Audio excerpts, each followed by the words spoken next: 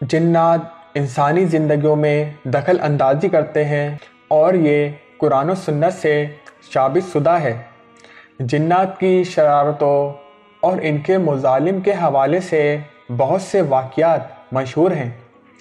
حضرت سعد بن عبیدہ جو شیر دل اکابر انصار میں شمار ہوتے، بنو خزرج کے سردار تھے، ان کے حوالے سے مختلف روایات مشہور ہیں کہ آپ رضی اللہ تعالیٰ عنہ کو جنات نے اس وقت شہید کر دیا تھا جب آپ رضی اللہ تعالیٰ عنہ ایک سوراخ میں پیشاب کر رہے تھے۔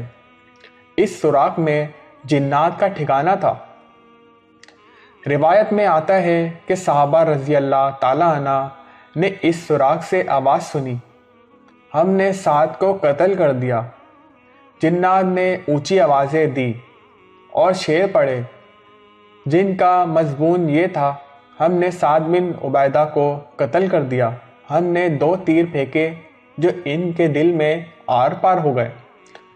حضرت قتادہ رضی اللہ تعالیٰ عنہ فرماتے ہیں، سعد بن عبیدہ رضی اللہ تعالیٰ عنہ پیشاب کرنے کی کوشش میں کھڑے ہوئے، پھر لوٹ کر کہنے لگے، مجھے پس میں کچھ تکلیف محسوس ہو رہی ہے، اور پھر چند لمحات بعد وفات پا گئے۔